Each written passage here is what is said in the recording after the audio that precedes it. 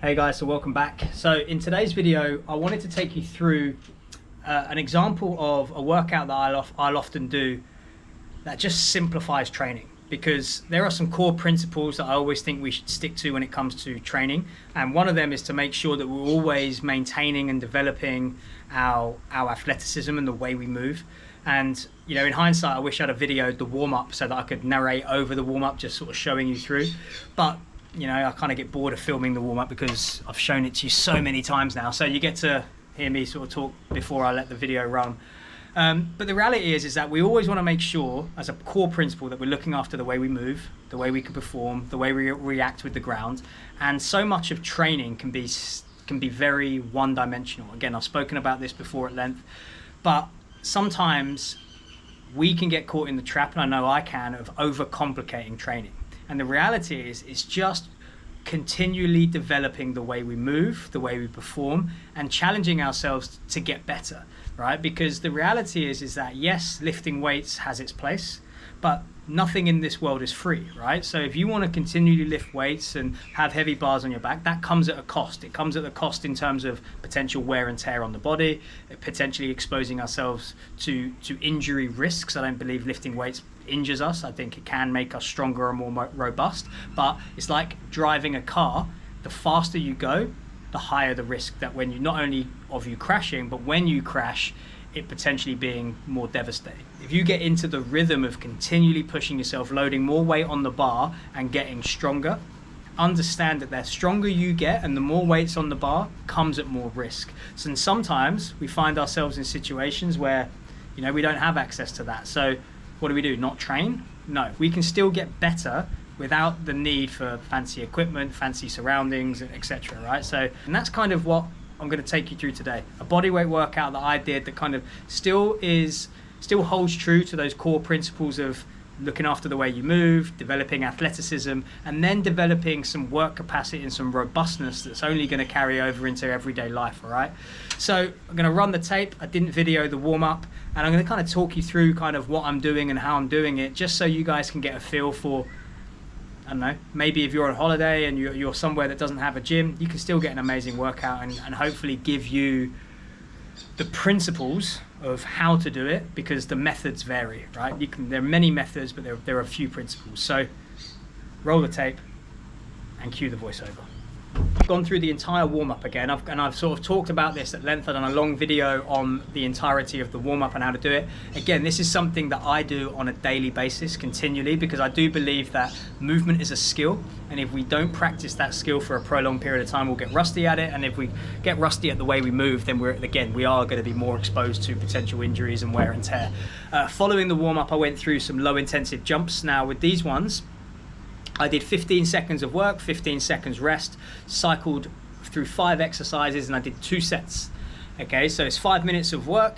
Again, with this, you have a little bit of license to add a bit of variation, you know. So what I did is I did some pogo jumps. I then went into some push-up rebounds, again, just to essentially a plyometric exercise for the upper body. Then going into the lateral step overs, and again, I'm doing this off memory, so I could be wrong. And then going into jumping lunges before going into mountain climbers. Again, this is just almost an extension of the warm-up, but we're actually installing some really good athletic qualities, the elasticity, the way we move, rhythm, timing, coordination, all the things that are important to be a good athlete. So we did 2 rounds of that, 5 minutes of work before getting into the main work block. Now this was essentially a chipper workout, really. So the key thing here is I picked 3 exercises: an upper body pull, an upper body push, and a lower body movement. And what we want to do is kind of work submaximally but extensively. Okay, so for me is that I went through a Gironda pull-up. Now I haven't done these for a while, still need to brush a little bit of technique up on them, but it's just a pull-up variation. Now whether or not you do a pull-up, whether you do a chin-up, whether you do a TRX row, it's kind of irrelevant. Now for me is that I always sort of stick at around sort of 50% mark. So if I can do 10 pull-ups, I'm going to do 5 in each set, because what we're looking for here is consistent quality. Okay, so I went through, my goal was 50 pull-ups in total in sets of 5, so it's 10 rounds of 5. After the pull-ups, I go into some feet elevated deficit push-ups, again making them challenging while still not adding load.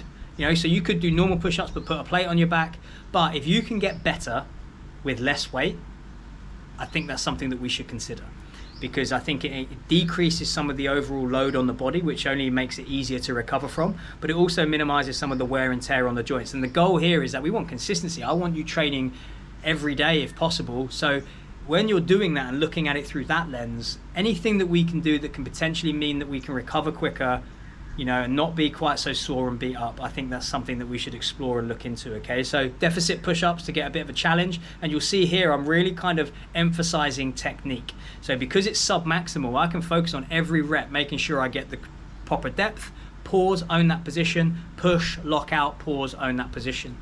So I went through 10 reps of that, and then I went into box step downs. Now I'm going to do a video on these box step downs, because for me, I think they're the best lower body exercise you can do. And I mean that not from a point of necessarily pure strength, because obviously deadlifts, squats, you know, you have the ability to develop some real force production there. But with this is that what you get with a box step down is that you get coordination, you get intra and intermuscular coordination, you get stability, you get balance, you get core stability, you know. So I see this as a really well-rounded movement, and I'm going to do a video on how to progress it and how to regress it, so that obviously the goal here is to work up to something that you can do as a full range of motion, so that you're showing strength through a large range of motion. And I went through 10 on each leg here.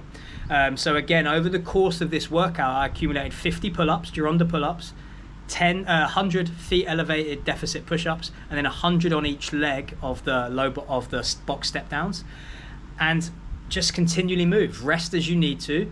We're not racing through this, because obviously the moment you add speed to anything, we're going to reduce technical quality potentially. So we're just ticking through this. Okay, this took about 55 minutes to kind of get through from the start of the jumps. So probably about an hour to an hour and 5 minute workout. But what you get at the end of it is you've built some high quality repetitions, never really going through failure, and accumulating a lot of work. So again, I'm actually recording this video the day after, and I've got very little, if no, soreness. But that doesn't mean that it was a bad workout, because I've got better at pull-ups, I've got better at push-ups, and I've got a better understanding of those box step downs, which is only going to make me better going forward. And at the end of the day, is that the goal of every workout is not the workout. The goal of the workout is to use that as a stepping stone to personal improvement, whether that's physically, mentally, whatever it might be, is to create a challenge and to overcome that challenge. Right, and the goal here is, even with the repetitions that I'm using, right? So if you can only do 10 pull-ups, then what you might want to do is do 10 rounds of 1, perfect repetitions. Okay, the same with the push-ups. It doesn't have to be 50, 100, 200. On whatever exercise you're using, make it so that you can perform it each set, and that you're not really going to fail towards that sort of 10th set. Right, so the number of repetitions can climb as you do this workout again. So if you were to start with 10 sets of 1 perfect pull-ups, next session, when you repeat this, you might do 2 reps, so you're accumulating 20 reps, and etc, etc, etc. Because what we're looking at is the density of training and the overall volume performed. So this is a really good way of practicing a movement. You know, going into even a bench press and finding a weight that is sort of 50%, doing 5 reps with perfect execution, go around, do the other exercises, come back to it with perfect execution. What you're going to get here is really developing the skill of the movement, because every movement is a skill, and the more you can practice it, the better you're going to get. The better you get, the stronger you get. It's not even rocket science. Like I say, we want to overcomplicate training with funky rep ranges, with different stimuluses, using bands, chains. These are things that I enjoy doing and guilty of, but sometimes it doesn't need to be that complicated. So hopefully you found this video useful. Hopefully it's giving you some ideas if you're on holiday or you can't get to the gym, whatever. It's not an excuse to not train. Okay, you can do 2 exercises, push-ups, you can do burpees, you can do whatever you want. You know, you're gonna get a training effect, and you're gonna stick to that discipline consistency of training every day, because the goal of training overall is to accumulate as much training as you can recover from. And this is why fitness is vitally important. The fitter you are, the greater your recovery, not just between sets, but also between sessions. If you recover better, you can perform more work. If you can perform more work, you can ultimately get even better, right? Because that is our limitation, the amount of work that we can perform. Yeah, be the best, strongest, fittest, fastest version of yourself possible. That's the name of the game. So catch you guys tomorrow. Hope you enjoyed this. Peace.